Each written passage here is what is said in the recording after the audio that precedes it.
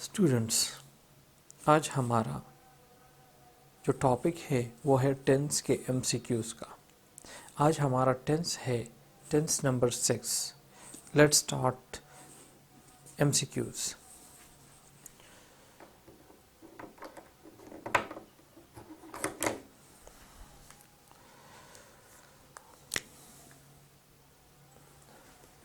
ना ये हमारे पास है टेंस नंबर 6 और ये रिलेटेड है स्पॉटिंग द एरर के साथ। Spotting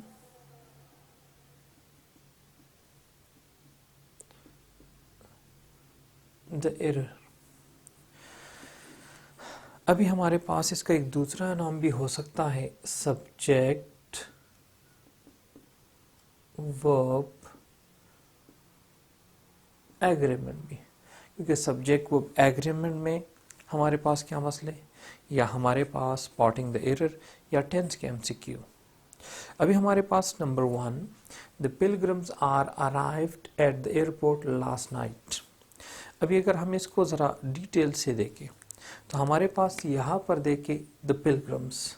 first of all pilgrims, अभी अगर आप यहाँ पर ज़रा एहतियात से देखें तो हमारे पास सब्जेक्ट क्या होता है, डूअर होता है।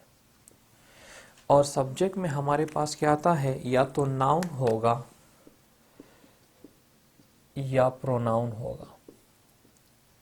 अभी नाउन में हमारे पास सिंगुलर एंड प्लूरल। नाउ यहाँ पर अगर आप देखें तो हमारे पास इसके साथ जो वर्ब होगा तो वो भी सिंगुलर होगा, और यहाँ पर जो वर्ब होगा वो प्लूरल होगा। आसान अल्फाज में जब आपके पास एस और एस आ जाए वर्ब के साथ वी कॉल इट सिंगुलर, और अगर आपके पास एस और एस नहीं आता तो ये हमारे पास क्या होगा, ये हमारे पास प्लूरल होगा। तो अगर आप यहाँ पर देखें द पिलग्रिम्स आर, तो ये तो हमें ठीक दिखाई दे रहा है। अभी यहाँ पर हमारे पास थर्ड फॉर्म ऑफ वर्ब है, यहाँ पर भी कोई मसला नहीं है। लेकिन अगर आप आगे जाए तो यहाँ पर एक लफ्ज़ है last night. Last time past time adverbs अगर हो या पास्ट टाइम अगर आपके पास हो, you have to use simple past instead of present, you have to use simple past. तो यहाँ पर हमारे पास इंस्टेड ऑफ ये आर को हम ख़त्म कर लेंगे, the pilgrims arrived at the airport. यहाँ पर एक और पॉइंट निकलता है एट द एयरपोर्ट। आया हम इन इस्तेमाल करेंगे या एट इस्तेमाल करते हैं, तो हमारे पास कुछ स्पेसिफिक प्लेसेस है उसके साथ हम एट इस्तेमाल करते हैं। At home, at theatre, at the airport, at the station, इसके साथ हम हमेशा एट इस्तेमाल करते हैं। तो हमारे पास यहाँ पर जो प्रॉब्लम है स्पॉटिंग द एरर है या सब्जेक्ट वर्ब एग्रीमेंट में हमारे पास या टेंस बेस्ड, तो हमारे पास सिंपल प्रेजेंट की जगह हम क्या इस्तेमाल करेंगे, हम सिंपल पास्ट इस्तेमाल करेंगे। नेक्स्ट है every year my father has driven to Lahore to visit my grandparents. Now अगर आप यहाँ पर देखें तो हमारे पास है every year. Now every year it means the action is regular based. जब कोई चीज़ रेगुलर हो, रूटीन बेस्ड हो, you have to use simple present. तो अगर आप यहाँ पर देखें तो हमारे पास हैज़ ड्रिवन, ये हमारे पास क्या है, दिस इज प्रेजेंट परफेक्ट, और यहाँ पर तो हम प्रेजेंट परफेक्ट इस्तेमाल नहीं कर सकते। तो यहाँ पर हमारे पास है every year my father. Now my father is singular, अभी सिंगुलर है तो यहाँ पर जो वर्ब होगा उसके साथ एस और एस, तो हमारे पास हो जाएगा every year my father drives to Lahore to visit my grand parents.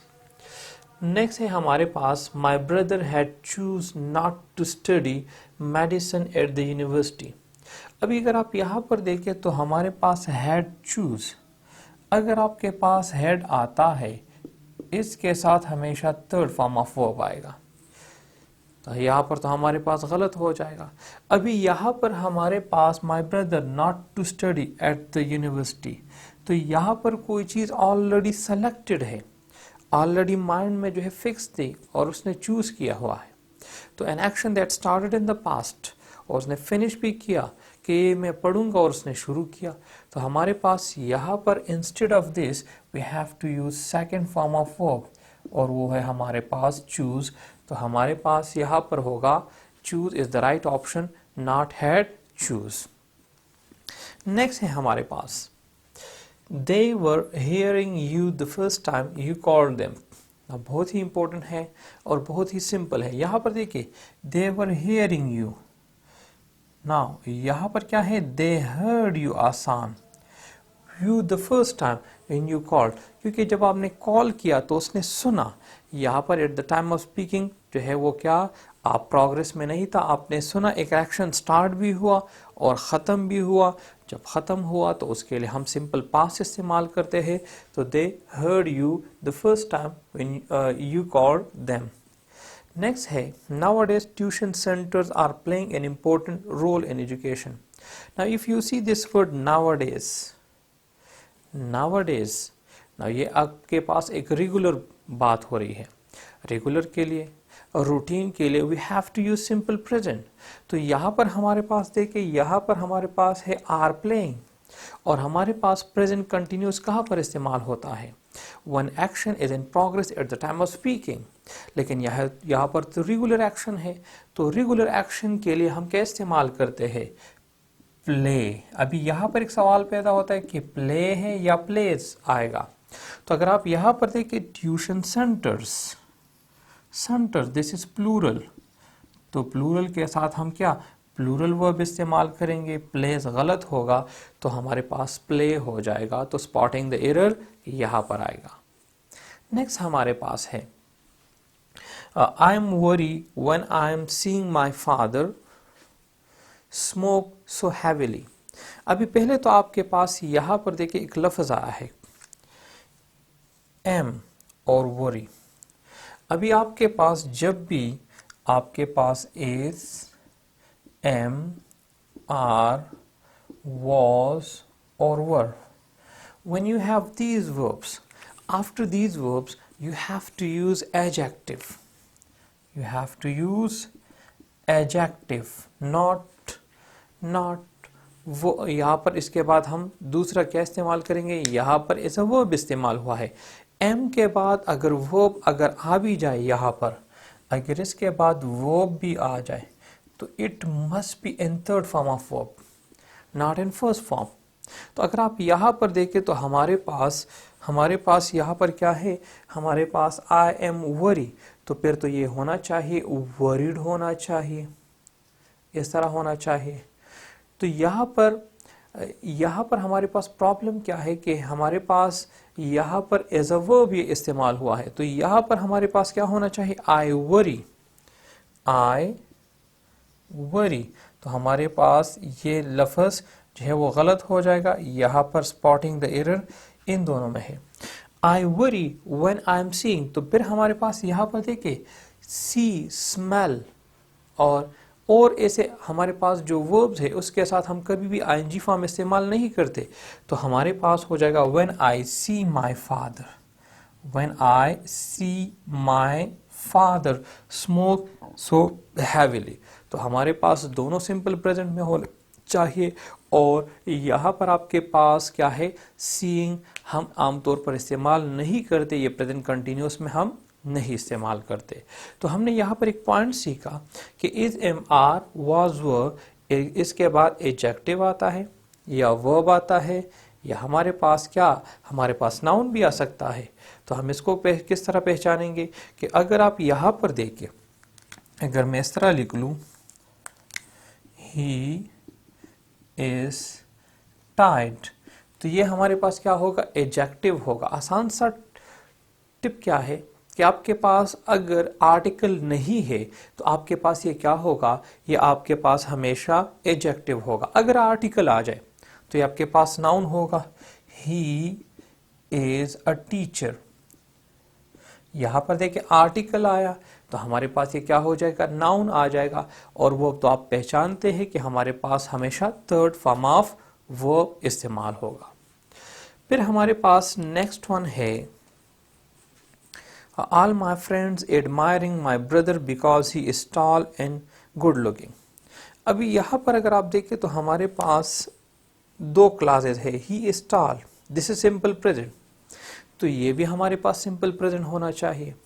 अभी यहाँ पर अगर प्रेजेंट में आना चाहिए, प्रेजेंट कंटिन्यूस भी आ सकता है, लेकिन अगर आप यहाँ पर देखें इज एडमायरिंग, अभी आईएनजी फॉर्म प्रेजेंट पार्टिसिपल, इसके साथ क्या होना चाहिए, इज एम आर या वाज वर। तो हमारे पास याद रखे, हमारे पास जब भी is am are was were, इसके बाद आपके पास या तो थर्ड वर्ब इस्तेमाल होगा या वर्ब आईएनजी होगा। ये हमारे पास, अभी यहाँ पर अगर आप देखें तो हमारे पास कोई भी वर्ब इस्तेमाल नहीं हुआ है, तो हमारे पास ये गलत तस्वर किया जाएगा। तो हमारे पास हो जाएगा यहाँ पर एडमायर या एडमायर्स, कौन सा होगा। तो अगर आप यहाँ पर देखें तो फ्रेंड्स है, ज़्यादा है, तो इसके साथ हमारे पास एडमायर होगा, एडमायर्स नहीं होगा। If you have any sort of question regarding spotting the error, tense based MCQ या सब्जेक्ट वर्ब एग्रीमेंट या पंक्चुएशन, कोई भी क्वेश्चन है, you can ask, I will try my level best कि मैं आपको जवाब दे दूँ।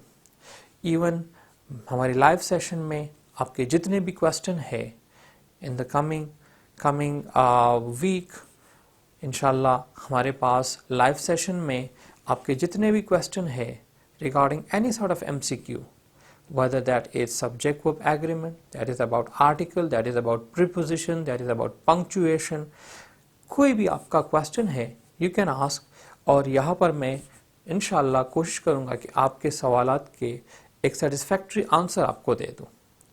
सो you have to go and search कि आपके कौन कौन से क्वेश्चन है और आप कौन कौन से क्वेश्चन पूछेंगे, so you can ask freely. Thank you.